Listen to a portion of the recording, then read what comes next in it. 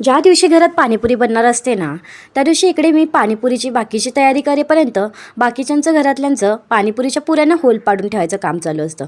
म्हणजे कसं, एकदा पाणीपुरी तयार झाली म्हटलं की पटकन पुऱ्यांमध्ये भरायचं आणि खायचं. तेव्हा कोण होल पाडत बसणार, म्हणून मग आधीच पुऱ्यांना होल पाडून ठेवलं जातं. मग इकडे मी पटकन कुकरला वाटाणे, भिजवलेले वाटाणे आणि त्यासोबत 2 बटाटे टाकून मध्ये मीठ आणि हळद टाकून छान कुकरला 4-5 शिट्या काढून घेतल्या आणि ते गरगरीत शिजवून घेतलं. तर ते शिजेपर्यंत तिखट पाणी करून घेतलं.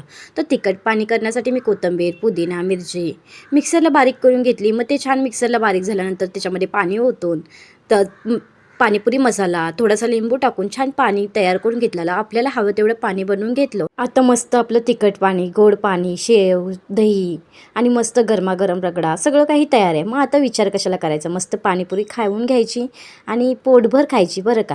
चला तर मग तुम्ही पण खाऊन घ्या. प्लेट तयार केलेली आहे. लाईक आणि सबस्क्राईब करा.